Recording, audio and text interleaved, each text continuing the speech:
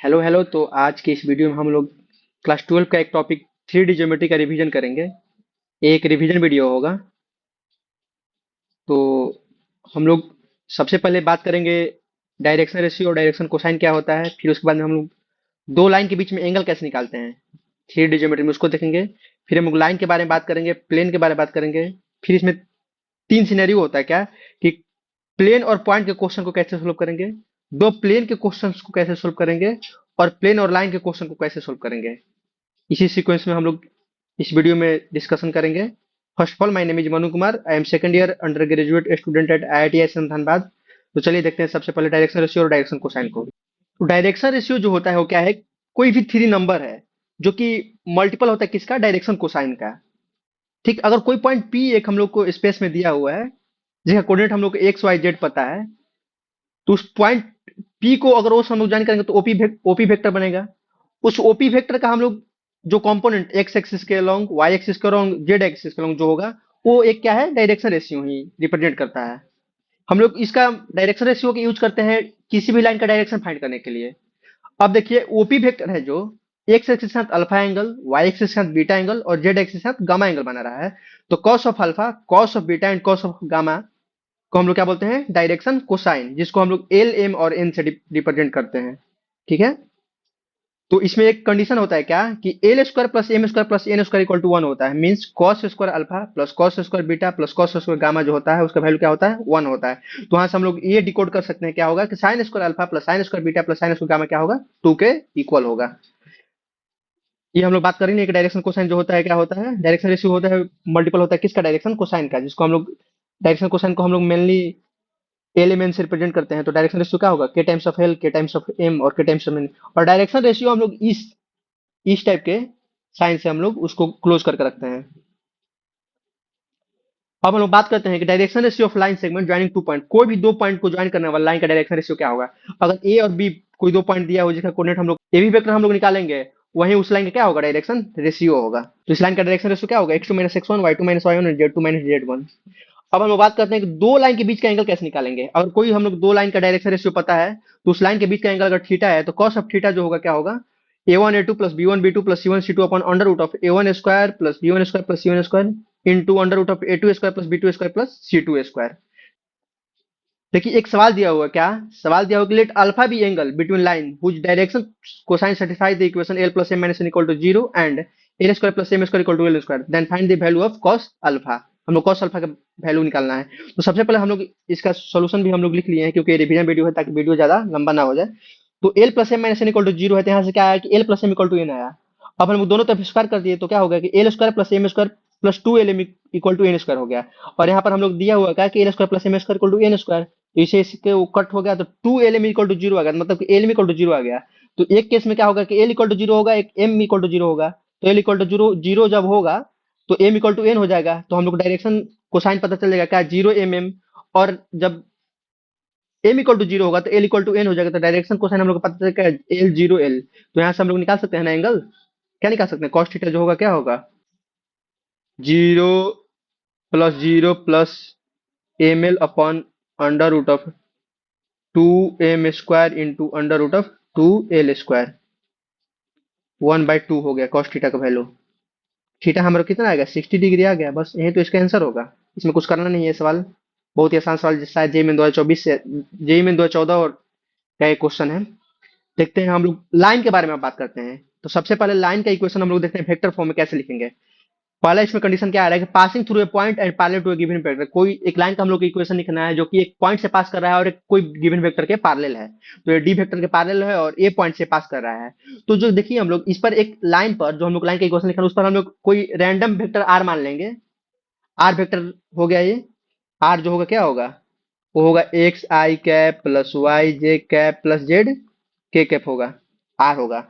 तो A R जो vector होगा किसके इक्वल होगा, lambda times of D vector. हम लोग ए आर जो वेक्टर होगा क्या होगा, पैरेलल होगा किसके, डी वेक्टर के। तो एआर वेक्टर को हम लोग लिख सकते हैं ना lambda times of D vector. तो बस एआर वेक्टर क्या होगा, R minus A equal to lambda times of D. तो आर वेक्टर जो होगा क्या होगा, A plus lambda times of B vector.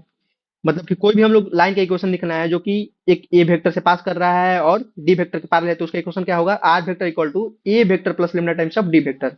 फिर हम लोग लाइन का इक्वेशन लिखना है क्या, दो पॉइंट से पास कर रहा है, तो दो पॉइंट से पास कर रहा है, तो अगर मान लीजिए कोई पॉइंट ए दिया हो, कोई पॉइंट बी दिया हुआ है, उससे पास कर रहा है, तो ए बी वेक्टर जो होगा उस लाइन का क्या होगा, डायरेक्शन रेशियो का काम करेगा, और ए वेक्टर से हम लोग पास करा देंगे। तो वही तो लिखा है कि आर वेक्टर जो होगा A plus lambda times of B minus A vector, B minus A vector क्या होगा, डायरेक्शन रेशियो का काम करेगा ये।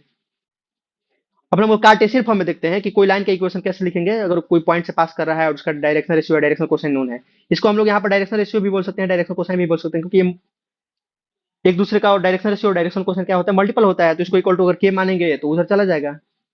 इसमें ऐसा कोई दिक्कत की बात नहीं है। तो अगर लाइन का इक्वेशन हम लोग एक पॉइंट से पास करें क्या होगा, X minus x one upon A, Y minus Y one upon B equal to Z minus Z one upon सी।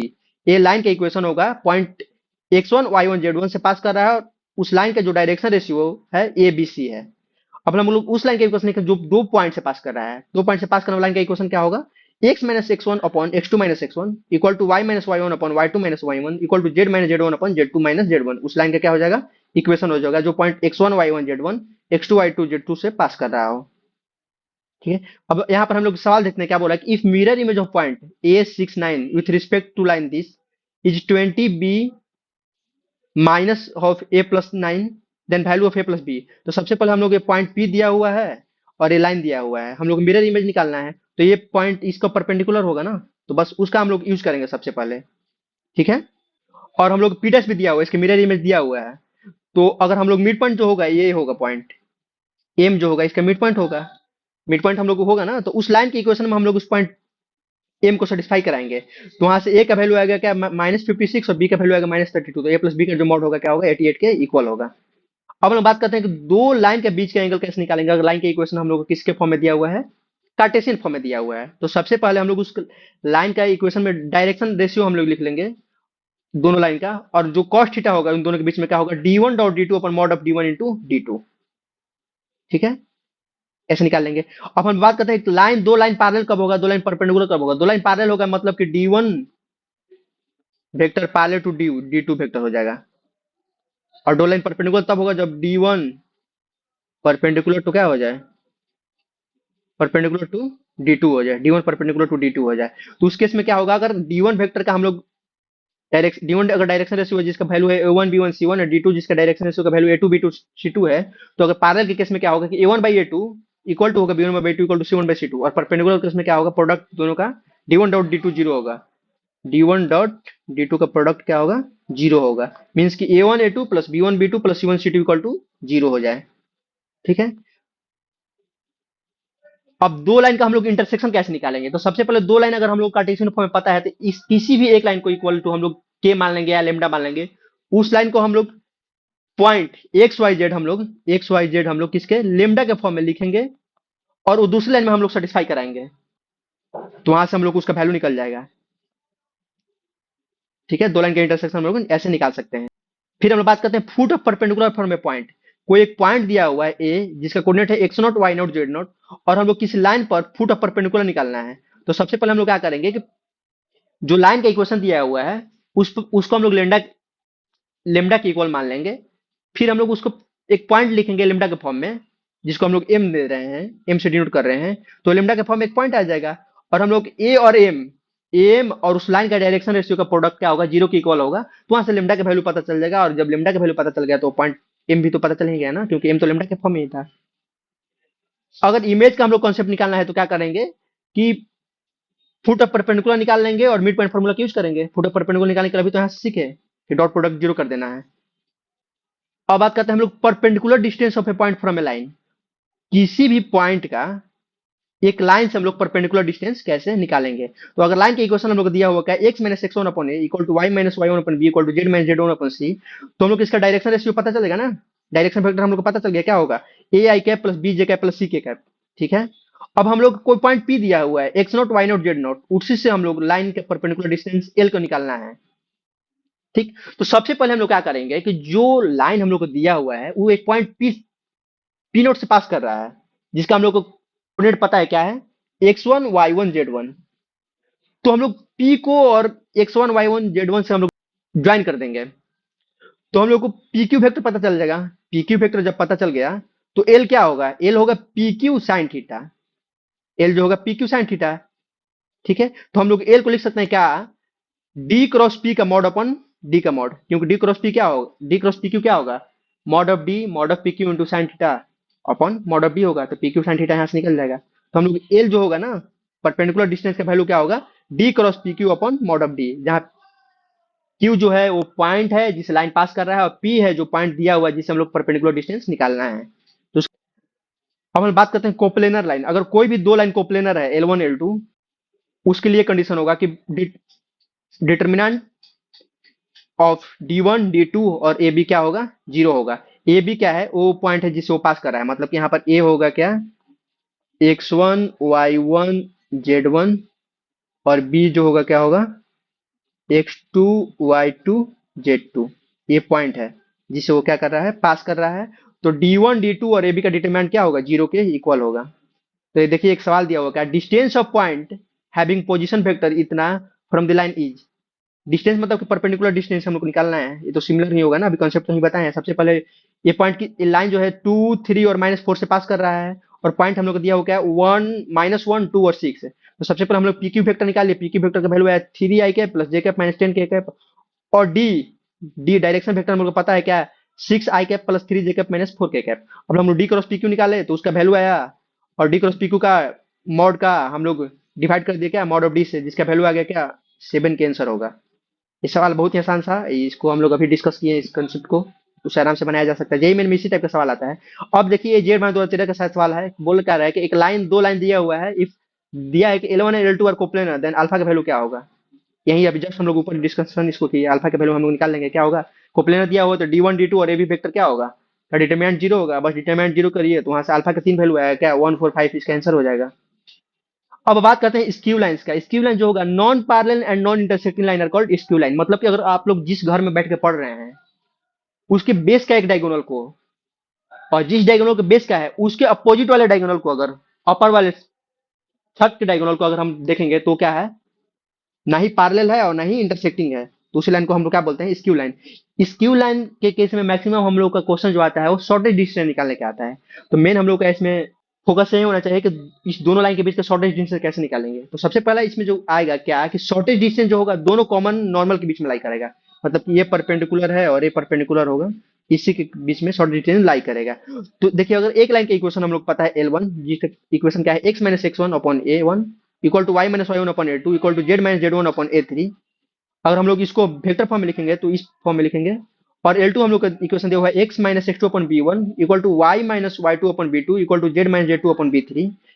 इसका हम लोग वेक्टर फॉर्म में लिखेंगे क्या, r वेक्टर जो होगा a2 plus mu times of b2 और r vector a1 plus lambda times of b1।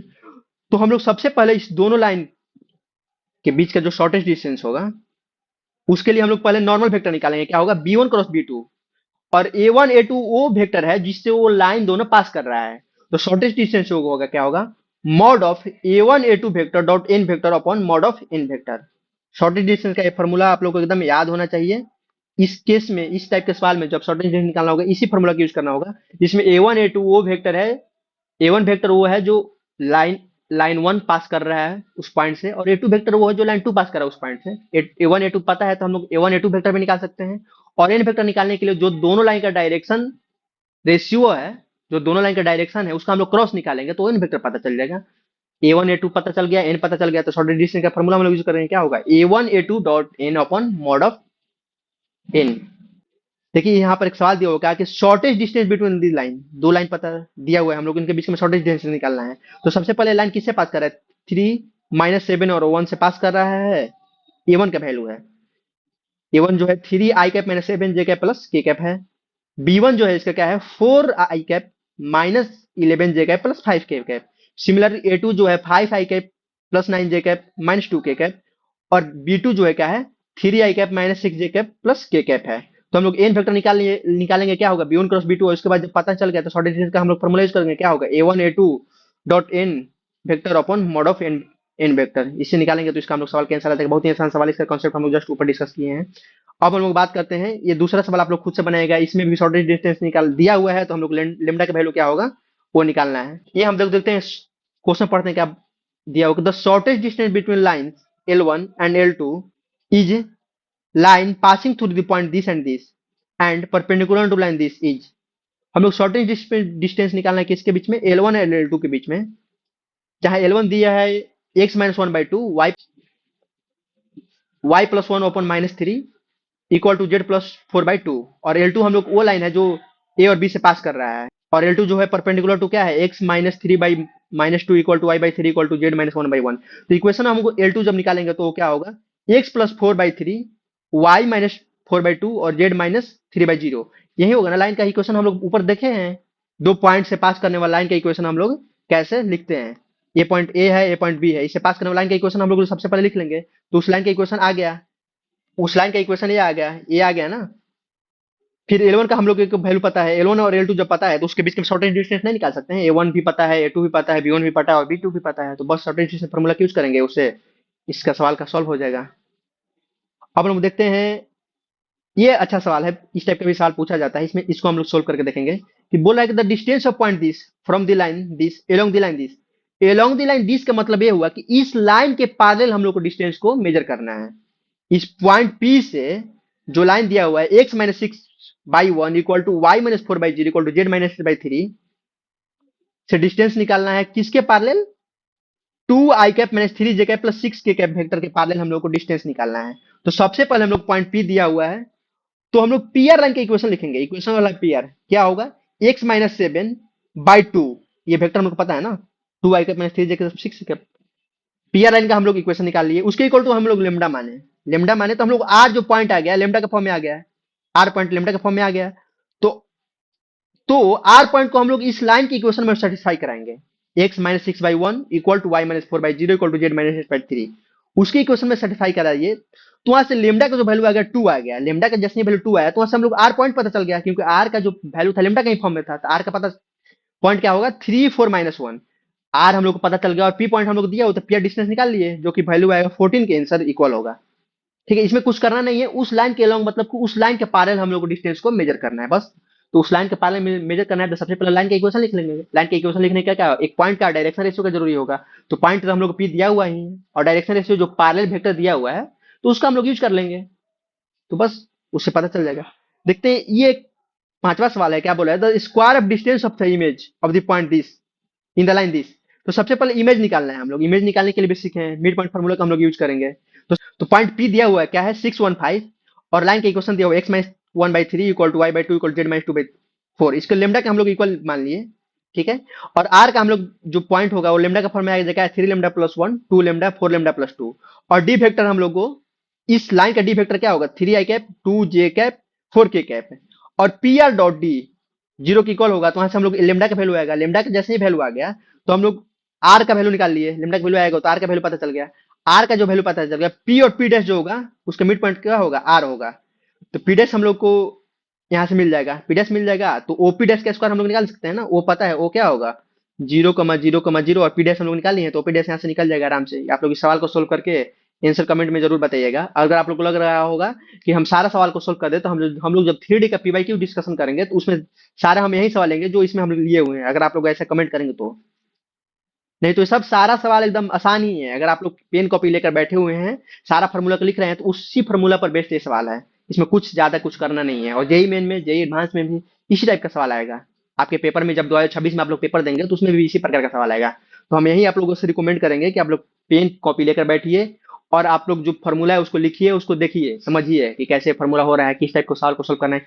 Three D geometry में कुछ होता नहीं है, आउट ऑफ द बॉक्स बहुत नहीं सोचना होता है, इसमें मन एकदम सवाल देखा हुआ ही सवाल रहता है, और एक आपको मैनिपुलेट करने आना चाहिए कि हाँ इसमें कैसे अप्रोच करेंगे, सवाल का अप्रोचिंग का टेक्निक आप लोग को पता होना चाहिए, तभी सवाल सोल्व होगा।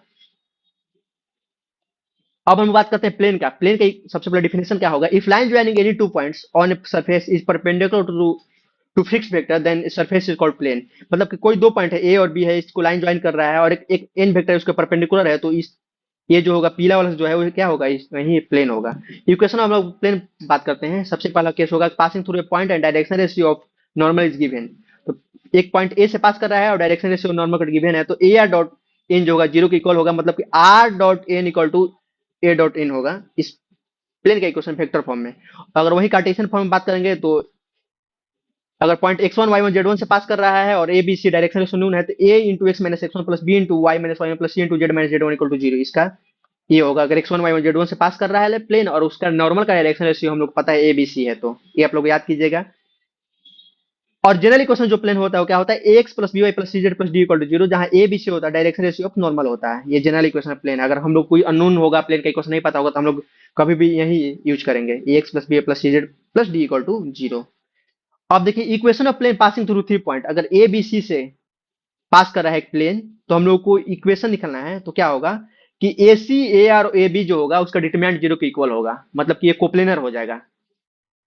ठीक है, तो इसका डिटरमिनेंट हम लोग इक्वल जीरो किए तो वहां से वैल्यू आया। और यही सेम कंडीशन है क्या है, 4 पॉइंट को कोप्लेनर होने का। अगर कोई भी 4 पॉइंट हम लोग को क्वेश्चन में दिया हो कि ये 4 पॉइंट है, ये कोप्लेनर हुआ कि नहीं, तो उसका कंडीशन के लिए हम लोग यही यूज करेंगे क्या, x minus x one equal to X minus x one Y minus Y one Z minus Z one, X two minus x one Y two minus Y one Z two minus Z one, X three minus x one Y three minus Y one Z three minus Z one का determinant जो होगा zero के equal होगा। मतलब अगर हम लोग को 3 पॉइंट से वो प्लेन पास कराना है तो उसका इक्वेशन क्या होगा कि ए सी ए आर और ए बी, जहां आर क्या है, एक्स वाई जेड है, ए सी ए आर और ए बी जो होगा उसका डिटरमिनेंट जो होगा जीरो के इक्वल होगा। अब हम इक्वेशन ऑफ प्लेन हम लोग बात करते हैं क्या, इंटरसेप्ट फॉर्म में। अगर एक्स एक्सिस पर ए इंटरसेप्ट है, वाई एक्सिस पर बी इंटरसेप्ट है और जेड एक्सिस पर सी इंटरसेप्ट है, तो उस प्लेन का इक्वेशन क्या होगा, X by A plus Y by B plus Z by C equal to one, उस प्लेन का इक्वेशन होगा जहां A B C X Y Z का रिस्पेक्टिवली इंटरसेप्ट है। अब हम लोग बात करते हैं प्लेन और पॉइंट के सवालों को कैसे सोल्व करेंगे। तो सबसे पहले एक पॉइंट से एक प्लेन के ऊपर हम लोग को परपेंडिकुलर डिस्टेंस निकालना है। अगर प्लेन का इक्वेशन हम लोग को क्या दिया हुआ है, X plus B Y plus C Z plus D equal to zero, और पॉइंट ए जो है X one Y one Z one है, तो एल जो होगा क्या होगा, A X one plus B Y one plus C Z one plus D upon under root of A square plus B square C square का mod होगा। अब हम लोग फुट ऑफ परपेंडिकुलर का कैसे निकालते हैं, ये जो सिमिलरली वही स्ट्रेट लाइन वाला ही है। फुट ऑफ परपेंडिकुलर कैसे निकालेंगे, इमेज कैसे निकालेंगे, तो फुट ऑफ परपेंडिकुलर क्या होगा, X minus x one by A equal to Y minus Y one by B equal to Z minus Z one by C equal to minus times of A X one plus B Y one plus C Z one plus D upon A square plus B square plus C square. मतलब कि plane के equation में हम लोग X one Y one Z one put कर दिए हैं। Similarly image के केस में क्या हो जाएगा, माइनस ऑफ टू टाइम्स हो जाएगा, A X one plus B Y one plus C Z one plus D upon A square plus B square plus C square. तो हम लोग क्या देख लिए कि एक प्लेन का एक पॉइंट से क्या केस हो सकता है कि हम लोग को उसका डिस्टेंस निकालना हो, इमेज निकालना हो, फुट ऑफ परपेंडिकुलर निकालना हो, इसके लिए तीनों फॉर्मूला ये हम लोग लिख दिए हैं। अब देखिए हम लोग देखते हैं, एक सवाल दिया होगा, let A alpha X plus beta plus gamma Z equal to one be the equation of plane passing through the point this and perpendicular to line joining the point this A and B, then value of alpha beta gamma. तो सबसे पहले हम लोग देखिए ये point से pass कर रहा है 3 - 2 5, तो इसको हम लोग प्लेन के इक्वेशन में सेटिस्फाई करा दिए, ठीक है। और ए बी वेक्टर हम लोग सबसे पहले निकाले, ए बी वेक्टर जो होगा क्या होगा, -3 times of I cap plus J cap plus 2 के कैप।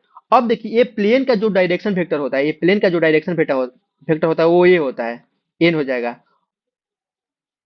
और इस लाइन का जो ये प्लेन है परपेंडिकुलर है, मतलब कि ये लाइन जो है एल जो लाइन है इसके परपेंडिकुलर है, मतलब कि लाइन का डायरेक्शन वेक्टर जो डी है और एन वेक्टर जो है वो क्या है, पैरेलल होगा।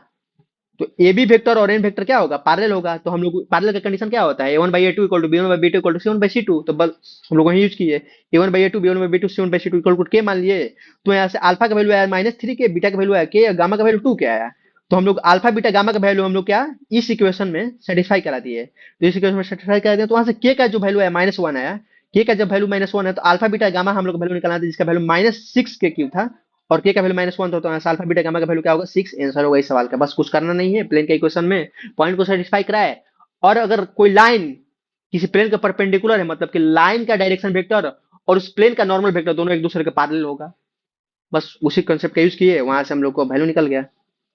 देखते हैं एक और सवाल दिया हो, क्या बोला कि let Q be the foot of perpendicular from A point. अब फुट ऑफ परपेंडिकुलर हम लोग निकाल सकते हैं आराम से, फुट ऑफ परपेंडिकुलर निकालने का भी हम लोग तो सीखे हैं, वहां से निकाले। और एक आर पॉइंट दिया हुआ है जो कि एंगल पी आर क्यू जो है 60 डिग्री है, तो हम लोग ट्रायंगल पी क्यू आर के एरिया क्या होगा हम लोग को निकालना है। तो सबसे पहले प्लेन का जो नॉर्मल वेक्टर होगा क्या होगा, I cap plus 2 J cap plus K cap हो गया प्लेन का नॉर्मल वेक्टर। और प्लेन का जब नॉर्मल वेक्टर हम लोग को पता चल गया तो हम लोग इक्वेशन ऑफ पी क्यू निकाल लेंगे ना, वहां से इक्वेशन ऑफ पी क्यू निकाल लिए, नहीं तो डायरेक्ट हम लोग क्यू भी निकाल सकते हैं फुट ऑफ परपेंडिकुलर से। तो हम लोग पी क्यू निकाल के ही सोल्व किए हैं। अगर प्लेन का इक्वेशन नहीं दिया होगा तो भी उस केस में भी इस कॉन्सेप्ट का यूज करेंगे तो वहां से आ जाएगा। तो पी क्यू निकाल दिया तो ऐसे क्यू का वैल्यू हम लोग को लेमडा के फॉर्म में आ गया। क्यू का जैसे वैल्यू लेमडा के फॉर्म में आया तो हम लोग इस पॉइंट क्यू जो है प्लेन अप्लाई कर रहा है तो उसके इक्वेशन में हम लोग सेटिस्फाई करा दिए। तो वहां से जो लेमडा का वैल्यू आ गया 1 आ गया। जैसे ही लेमडा का वैल्यू 1 आया तो क्यू का हम लोग पॉइंट पता चल गया, क्यू क्या होगा 244 आ गया, क्यू कोऑर्डिनेट हम लोग पता चल गया। क्यू का जैसे ही कोऑर्डिनेट पता चल गया तो हम लोग पी क्यू निकाल लिए, पी क्यू जो होगा अंडर रूट ऑफ 6 का वैल्यू आ गया, पी क्यू को पता है, क्यू भी हम लोग निकाले हैं। और पी क्यू का जो वैल्यू होगा उसका कॉट 60 डिग्री के साथ लेंगे तो क्यू आर का वैल्यू हम लोग पता चल गया बेस का। तो क्यू आर का वैल्यू √2 आ गया। अब हम लोग area of triangle P Q R क्या लिखेंगे, 1/2 इंटू बेस इंटू हाइट, जहाँ बेस है Q R, P Q height है, तो बस वहां से वैल्यू आ गया √3 आंसर होगा ट्रायंगल पी क्यू आर का एरिया। तो इसमें दूसरा तरीका ये कर सकते हैं कि हम लोग डायरेक्ट फुट ऑफ परपेंडिकुलर निकाले और 60 डिग्री एंगल पता हुआ है, कॉस साइन का यूज करके हम लोग क्यू आर निकाल दें, क्यू आर निकालने के बाद में ट्रायंगल का एरिया निकाल देंगे, 2 into P Q into Q R, बस वहां से आंसर आ जाएगा √3। अब हम बात करते हैं दो प्लेन को कैसे सोल्व करेंगे। तो सबसे पहले जो एंगल बिटवीन टू प्लेन जो होगा वो कैसे निकालेंगे। अगर P1 दिया हुआ है एक प्लेन का equation a1x plus b1y plus c1z plus d1 equal to 0, P2 दूसरा प्लेन का इक्वेशन है a2x plus b2y plus c2z plus d2 equal to 0, तो प्लेन का बीच का एंगल जो होगा उन दोनों प्लेन के नॉर्मल के बीच का एंगल होता है। ठीक है, इन दोनों प्लेन के बीच का नॉर्मल का एंगल क्या है, थीटा है। थीटा इन दोनों प्लेन के बीच के नॉर्मल का क्या है, एंगल है थीटा, ये वाला थीटा जो इन दोनों प्लेन के बीच के नॉर्मल का एंगल है। तो cos थीटा का जो वैल्यू होगा क्या होगा, a1 a2 plus b1 b2 plus c1 c2 upon under root of a1 square plus b1 square plus c1 square into under root of a2 square plus b2 square plus c2 square के equal होगा, जहां a1 b1 c1 a2 b2 c2 क्या है, उस normal n1 n2 का direction ratio है। तो दो प्लेन पैरेलल कब होगा, जब दोनों a1 by a2 equal to b1 by b2 equal to c1 by c2 होगा, तो दो प्लेन पैरेलल होगा। दो प्लेन पैरेलल मतलब कि n1 पैरेलल टू n2, दो प्लेन परपेंडिकुलर मतलब कि n1 डॉट n2 क्या होगा, जीरो की इक्वल होगा। तो दो प्लेन का परपेंडिकुलर का कंडीशन क्या है, a1 a2 plus b1 b2 plus c1 c2 equal to 0, और दो प्लेन पैरेलल का कंडीशन क्या है, a1 by a2 equal to b1 by b2 equal to c1 by c2। और दो प्लेन के बीच का एंगल निकालने का फॉर्मूला हम लोग देख ही लिए। अब हम लोग बात करते हैं कि डिस्टेंस बिटवीन दो पैरेलल प्लेन, अगर दो कोई पैरेलल प्लेन है मतलब कि a1x plus b1 Y plus c1 z plus d1 equal to 0, a2x plus a1x plus b1 Y plus c1 z plus d2 equal to 0, तो इन दोनों पैरेलल प्लेन के बीच का डिस्टेंस जो होगा क्या होगा, एल से अगर डिनोट करें तो एल जो होगा d1 minus d2 upon under root of a1 square plus b1 square plus c1 square का मॉड के इक्वल होगा। अब हम लोग बात करते हैं ये वाला कॉन्सेप्ट का, क्या है, equation of angle bisecting plane. उस प्लेन का इक्वेशन निकालना है जो दो प्लेन के बीच के एंगल को क्या कर रहा है, बाइसेक्ट कर रहा है। तो अगर प्लेन P1 का इक्वेशन हम लोग पता है क्या है, a1x plus b1y plus c1z plus d1 equal to 0, plane P2 का इक्वेशन हम लोग पता है क्या है, a2x plus b2y plus c2z plus d2 equal to 0, तो उस प्लेन का जो होगा बाइसेक्टिंग एंगल बाइसेक्टिंग प्लेन का जो इक्वेशन क्या होगा, a1x plus b1y plus c1z plus d1 upon under root of a1 square plus b1 square plus c1 square equal to plus minus a2x plus b2y plus c2z plus d2 upon under root of a2 square plus b2 square plus c2 square. मतलब similarly जैसे हम लोग straight line में करते हैं उसी भी plane में कर देंगे। अब यहाँ पर दो कंडीशन आता है, क्या हो, एक एक्यूट एंगल बाइसेक्टर और एक ऑब्ट्यूज एंगल बाइसेक्टर। तो सबसे पहले हम लोग उसको डिफरेंशिएट करने के लिए क्या करेंगे कि make constant of both plane positive है, दोनों प्लेन के कांस्टेंट को हम लोग पॉजिटिव बनाएंगे। उसके बेसिस पर हम लोग a1 a2 plus b1 b2 plus c1 c2 का वैल्यू निकालेंगे। अगर a1 a2 plus b1 b2 plus c1 c2 greater than 0 है तो माइनस के साइन के साथ अगर ओपन करेंगे तो एक्यूट एंगल बाइसेक्टर होगा, और प्लस के साइन ओपन करेंगे तो ऑब्ट्यूज एंगल बाइसेक्टर होगा। और अगर a1 a2 plus b1 b2 plus c1 c2 less than 0 है और प्लस के साथ ओपन करेंगे तो एक्यूट एंगल बाइसेक्टर होगा, और माइनस के साथ ओपन करेंगे तो क्या होगा, ऑब्ट्यूज एंगल बाइसेक्टर होगा। मेक श्योर सबसे पहले हम लोग क्या करना है कि दोनों प्लेन के कांस्टेंट को पॉजिटिव बनाना है। उसके बाद जब कांस्टेंट पॉजिटिव होगा तो उसी इक्वेशन को यूज करके हम लोग a1 a2 plus b1 b2 plus c1 c2 का वैल्यू निकालना है। अगर a1 a2 plus b1 b2 plus c1 c2 का वैल्यू ग्रेटर देन 0 है तो इसमें हम लोग जो दो केस लिए हैं प्लस माइनस के साथ, तो माइनस के साथ अगर ओपन करेंगे तो एक्यूट एंगल बाइसेक्टर मिलेगा, और प्लस के साथ ओपन करेंगे तो ऑब्ट्यूज एंगल बाइसेक्टर मिलेगा। अगर a1 a2 plus b1 b2 plus c1 c2 का वैल्यू लेस देन 0 है तो प्लस के साथ ओपन करेंगे तो एक्यूट एंगल बाइसेक्टर मिलेगा, और माइनस के साथ ओपन करेंगे तो ऑब्ट्यूज एंगल बाइसेक्टर मिलेगा, बस और कुछ नहीं है इसमें। बात करते हैं हम लोग फैमिली ऑफ प्लेन का, कि अगर कोई दो प्लेन दिया हुआ है, जैसे हम लोग फैमिली ऑफ लाइन होता है L1 L2, तो उसे पास करने वाला तीसरा प्लेन का इक्वेशन क्या होगा, P1 plus lambda P2 equal to 0। ठीक, ये उस प्लेन का इक्वेशन है जो passes through the line of intersection of P1 and P2, इससे पास करने वाला उस प्लेन का इक्वेशन है। कुछ ऐसा वो प्लेन मान लो कि हो गया, चाहे ऐसा वो प्लेन हो गया, कुछ सिमिलरली तो उस प्लेन का इक्वेशन क्या होगा, P1 plus lambda times of P2 equal to 0। देखिए एक सवाल दिया हुआ क्या बोला है कि the acute angle bisector of two plane x minus two Y minus Z plus one equal to 0 and 2x minus three Y minus six Z plus one equal to 0। तो सबसे पहले इसमें क्या दिया हुआ है, इसमें तो कांस्टेंट दोनों प्लेन का क्या है, पॉजिटिव है। तो हम लोग a1 a2 plus b1 b2 plus c1 c2 का वैल्यू हम लोग निकालेंगे क्या होगा। अगर a1 a2 b1 b2 c1 c2 का वैल्यू ग्रेटर देन 0 है तो माइनस के साथ ओपन करेंगे तो क्यूट, प्लस के साथ ओपन करेंगे तो ऑब्ट्यूज। अगर लेस देन 0 है तो प्लस के साथ ओपन करेंगे तो क्यूट, माइनस के साथ ओपन करेंगे तो ऑब्ट्यूज। बस उसको सोल्व करके यहाँ से निकाल सकते हैं प्लेन पी का इक्वेशन। अब यहाँ पर ऑप्शन हम नहीं डालेंगे कौन सा पॉइंट चारों, तो उसको अगर इक्वेशन पता चल गया तो कोई भी पॉइंट को हम लोग उसमें पुट करके सर्टिफाई करा देंगे। सर्टिफाई करेगा तो उस पर लाइक कर रहा है, नहीं सर्टिफाई करेगा तो उस पर लाइक नहीं कर रहा है, बस हम खत्म। The equation of plane passing through the line of intersection of plane this and this and parallel to X axis, मतलब जो प्लेन प्लेन है वो एक्स एक्सिस के पैरेलल है, मतलब कि एक्स एक्सिस और उस प्लेन का नॉर्मल जो दोनों एक दूसरे के क्या होगा, परपेंडिकुलर होगा। तो हम लोग उसका P1 प्लस लेमडा P2 से हम लोग प्लेन का इक्वेशन निकाले और एन और उस एक्स एक्सिस का डायरेक्शन को हम लोग परपेंडिकुलर किए, तो वहां से लेमडा का वैल्यू आ गया क्या, -1/2। तो इक्वेशन ऑफ प्लेन हम लोग जो होगा क्या होगा, -1y/2 plus 3z/2 minus 3 equal to 0 होगा। मतलब कि 3z minus Y equal to 6 उस प्लेन का क्या होगा, इक्वेशन होगा। इसमें कुछ करना नहीं था, सबसे पहले P1 प्लस लेमडा P2 हम लोग निकाले उस प्लेन का equation passing through the point of line of intersection of P1 और P2 या P1 और P2 से जब वो निकाले तो उसका वैल्यू हम लोग को यहाँ पर ये आ गया। और उसके साथ हम लोग जो एक्स एक्सिस का डायरेक्शन रेशियो है और उस नॉर्मल का डायरेक्शन है दोनों परपेंडिकुलर होगा, तो उसका हम लोग यूज किए। एक्स एक्सिस डायरेक्शन से क्या होगा, आई के फीट होगा, तो उसका हम लोग यूज किया। तो वहां से लेमडा का वैल्यू -1/2 है। बस उसके बाद में हम लोग प्लेन का इक्वेशन निकाल दिया, 3z minus Y equal to 6 उस प्लेन का आंसर होगा। अब बात करते हैं लाइन एंड प्लेन का। सबसे ज्यादा क्वेश्चन लाइन एंड प्लेन से ही आता है, ठीक है। तो दो चार इसमें कॉन्सेप्ट है। पहला कॉन्सेप्ट क्या है कि angle between line and plane. तो लाइन और प्लेन का एंगल का क्या होगा, complement of the angle between lines, direction vector and plane normal vector. Line और प्लेन का एंगल क्या होता है कि अगर कोई प्लेन का नॉर्मल वेक्टर और लाइन का डायरेक्शन वेक्टर के बीच का एंगल थीटा है तो उसका कॉम्प्लीमेंट जो होगा उस लाइन के और प्लेन के बीच का एंगल होगा, ठीक है।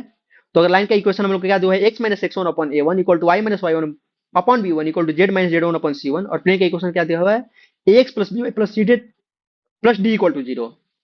तो हम लोग cos ऑफ 90 माइनस थीटा जो का होगा n dot d upon magnitude of n vector magnitude of D vector का मॉड होगा। अगर हम लोग कोई प्लेन और लाइन पैरेलल है तो मतलब कि एन डॉट डी वेक्टर यहाँ पर क्या होगा, 0 के इक्वल होगा। और पैरेलल है तो एन वेक्टर पैरेलल होगा डी वेक्टर के। तो एन डॉट डी वेक्टर जब 0 के इक्वल होता है A one plus B one plus C one equal to 0, A by A one equal to B by B one equal to C by C one जब perpendicular होगा, तो ये उसका case होगा। अब हम लाइन और प्लेन का इंटरसेक्शन निकालना होता है, तो सबसे पहले लाइन और प्लेन का इंटरसेक्शन निकालने के लिए क्या करना पड़ेगा कि जो लाइन का इक्वेशन होगा उसमें उसको हम लोग लेमडा के इक्वल मान लेंगे। लेमडा के इक्वल मान लेंगे तो उस लाइन पर हम लोग एक डिनर पॉइंट लिख दिया लेमडा के फॉर्म में।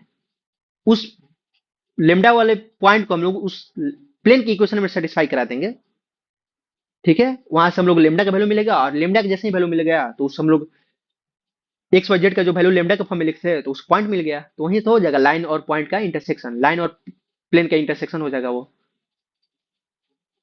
देखिए यहाँ पर एक 10वां और आखिरी सवाल है। सवाल क्या बोल रहा है कि let p be the plane passing through the line this and point this, if the image of the point -1 3 4 in the plane p is alpha beta gamma then alpha plus beta plus gamma। तो सबसे पहले हम लोग point हम लोग मान लेते हैं P1। P1 जो है क्या है 2 4 -3 जिसे वो प्लेन पास कर रहा है। इस लाइन का हम लोग को डायरेक्शन वेक्टर पता है 1 -3 और 7। तो हम लोग पहले हम लोग लाइन 2 लिख सकते हैं ना। देखिए हम लोग क्या L2 का इक्वेशन लिख रहे हैं जो कि 2 4 और -3 से पास कर रहा है, और पी क्यू उसका P1 Q उसका जो क्या है डायरेक्शन वेक्टर है। तो उसका D2 का जो इक्वेशन हो जाएगा वो क्या हो जाएगा, D2 वेक्टर हम लोग यहाँ से निकाल सकते हैं। डायरेक्शन वेक्टर क्या होगा I cap plus 2j cap plus 2k cap. अब देखिए मतलब कि हम लोग उस प्लेन का इक्वेशन निकालना है जो दो लाइन से पास कर रहा है। एक L1 जिसका इक्वेशन क्या है x-1/1 equal to y-2/-3 equal to z+5/7, और L2 जिसका इक्वेशन है x-2/1 equal to y-4/2 equal to z+3/2। तो इस प्लेन का इक्वेशन निकालना है। तो सबसे पहले L1 वेक्टर और L2 वेक्टर का हम लोग L1 और L2 लाइन का डायरेक्शन वेक्टर पता है, तो उस प्लेन का नॉर्मल वेक्टर जो होगा क्या होगा L1 और L2 के डायरेक्शन वेक्टर का क्रॉस प्रोडक्ट होगा। मतलब कि नॉर्मल वेक्टर जो क्या होगा D1 क्रॉस D2 होगा, ठीक है। जहाँ D1 लाइन L1 का डायरेक्शन वेक्टर है और D2 लाइन L2 का डायरेक्शन वेक्टर है। अच्छा, नॉर्मल वेक्टर निकाले जिसका वैल्यू है क्या है, 4i कैप माइनस जे कैप माइनस के कैप। ठीक है, उस नॉर्मल वेक्टर का वैल्यू आ गया है। अब हम लोग इक्वेशन ऑफ प्लेन निकाल सकते हैं ना, जिसका नॉर्मल वेक्टर पता है और एक पॉइंट हम लोग को कोई भी पॉइंट ले लेंगे, 2 पॉइंट पता है तो कोई भी एक पॉइंट से पास कर रहा है। पॉइंट जो होगा 2 4 और -3 से पास कर रहा है, तो उसका क्या होगा, a into x minus x one plus B into Y minus Y one plus C into Z minus Z one equal to zero. हम लोग पढ़े थे सबसे पहले स्टार्टिंग में ही, तो उसका हम लोग यूज किए हैं, तो वहां से उस प्लेन का इक्वेशन पता चल गया, क्या होगा, 4x minus y minus z minus 7 equal to zero. Image है अल्फा बीटा गामा किसका, -1 3 और 4 का इमेज है अल्फा बीटा गामा। तो इस प्लेन के अबाउट हम लोग इमेज निकाल सकते हैं ना। इमेज निकाल के फॉर्मूला हम लोग ऊपर पढ़े हैं क्या, x minus x one upon 4 equal to Y minus Y one upon -1 equal to Z minus Z one upon -1 equal to minus of 2 times of 4x1 minus y1 minus z1 minus 7 upon 4 का square 1 का square 1 का square. पांच alpha beta gamma का value हम लोग का आ गया 7 1 और 2, तो alpha plus beta plus gamma जो होगा 10 के इक्वल आ गया। अब हम बात करते हैं प्लेन कॉन्टेनिंग टू लाइन, कोई भी दो लाइन कंटेन करा उसका प्लेन का इक्वेशन यहाँ पर हम लोग उसको यूज कर लिए हैं, तो इसे मैं सोचा कि उसको बता दूं एक अच्छे तरीके से। तो सबसे पहले लाइन L1 हम लोग पता है, L2 पता है, जिसका डायरेक्शन वेक्टर पता है, D1 जो होगा A1 आई कैप प्लस B1 जे कैप प्लस C1 के कैप, D2 जो होगा A2 आई कैप प्लस B2 जे कैप प्लस C2 के कैप। तो सबसे पहले प्लेन का नॉर्मल वेक्टर होगा क्या होगा, D1 क्रॉस D2 होगा, वहां से निकालिए और प्लेन का इक्वेशन हम लोग इस फॉर्म में लिख सकते हैं, क्या, x minus x one Y minus Y one Z minus Z one A1 B1 C1 A2 B2 C2 equal to zero. उस प्लेन का क्या होगा, इक्वेशन होगा जो लाइन L1 और L2 से पास कर रहा है, मतलब कि दो लाइन को प्लेनर है, तो उसका कंडीशन हम लोग इसको यूज करके चेक कर सकते हैं। इमेज या projection of line a plane, कोई भी लाइन का हम लोग प्रोजेक्शन निकालना होगा प्लेन के अबाउट, तो सबसे पहले हम लोग इमेज निकाल देंगे। इमेज निकालेंगे एक पॉइंट का, उस पॉइंट का इमेज निकाल लेंगे जिस पॉइंट से वो पास कर रहा है उस लाइन के अबाउट, तो एक पॉइंट पता चल जाएगा, और उस लाइन को और उस प्लेन को हम लोग सोल्व करेंगे जहां पर इंटरसेक्ट कर रहा है, तो दूसरा पॉइंट पता चला, 2 पॉइंट पता चल गया, उसको लाइन का इक्वेशन हम लोग यूज करते हैं ना। ऐसे ही फुट ऑफ परपेंडिकुलर भी हम लोग निकाल लेंगे, तो उसका प्रोजेक्शन पता चल जाएगा, उसका इमेज पता चल जाएगा। सिमिलरली वही केस है, प्रोजेक्शन पता करने के लिए क्या करना पड़ेगा, फुट ऑफ परपेंडिकुलर निकालना पड़ेगा प्रोजेक्शन का इक्वेशन पता करने के लिए। हम लोग जैसे मान लो क्वेश्चन दिया हुआ है कि एक लाइन दिया हुआ है, एक प्लेन दिया हुआ है, हम लोग बोल रहे हैं कि इस लाइन का प्रोजेक्शन इस प्लेन के अबाउट क्या होगा, इस लाइन का प्रोजेक्शन इस प्लेन में क्या होगा, तो बस फुट ऑफ परपेंडिकुलर निकाल देंगे उस पॉइंट का जिससे वो लाइन पास कर रहा है उस प्लेन के अबाउट, तो एक पॉइंट मिल गया, और उस लाइन को और उस प्लेन को सोल्व करेंगे तो एक दूसरा पॉइंट मिल जाएगा, तो 2 पॉइंट से पास करने वाले एक लाइन का इक्वेशन आराम से लिख सकते हैं। तो प्रोजेक्शन का इक्वेशन होगा ऐसे, इमेज का निकालने के लिए तो बस आराम से यूज कर सकते हैं। तो 3D ज्योमेट्री में टोटल इतना ही कंसेप्ट था। एक और हम लोग टॉपिक छोड़े हुए हैं जिसका स्फीयर है, जो कि सिलेबस में नहीं है। स्फीयर सिमिलर टू सर्कल ही है, बस उसमें क्या आ जाता है, जेड एक्सिस आ जाता है। जैसे अगर सर्कल की जनरल इक्वेशन क्या होगा, जो उसका सेंटर ओरिजिन पर होता है, तो क्या होगा, x square plus y square equal to r square होता है। तो सिमिलरली अगर स्फीयर का सेंटर ओरिजिन पर हो तो उसका जो इक्वेशन होगा क्या होगा, x square plus y square plus z square equal to r square होता है। और जनरल इन जनरल जो स्फीयर का इक्वेशन होता है वो क्या होता है, और जनरल इक्वेशन जो होगा क्या होगा, x square plus y square plus z square plus 2gx plus 2fy plus 2hz plus D equal to zero होगा। ठीक है, यही होता है टोटल 3D ज्योमेट्री में, ज्यादा कुछ है नहीं, जिसमें मोस्ट ऑफ द सवाल जो होता है प्लेन और लाइन से आता है और प्लेन और पॉइंट से ही आता है, और लाइन का सबसे लाइन का सवाल आ जाएगा को प्लेनर है। चलिए मिलते हैं अगले वीडियो में। Thank you, wish you all the very best. Video पसंद है तो लाइक कीजिए, चैनल को सब्सक्राइब कीजिए। अभी हम लोग रिवीजन को ही कंटिन्यू करेंगे क्योंकि जेईई मेन का एग्जाम पास में आ रहा है। बीच बीच में हम लोग पीओ क्यूब डालते रहेंगे ताकि आप लोग प्रैक्टिस करते रहे, पीओ क्यूब भी पता रहे किस प्रकार का क्वेश्चन आता है।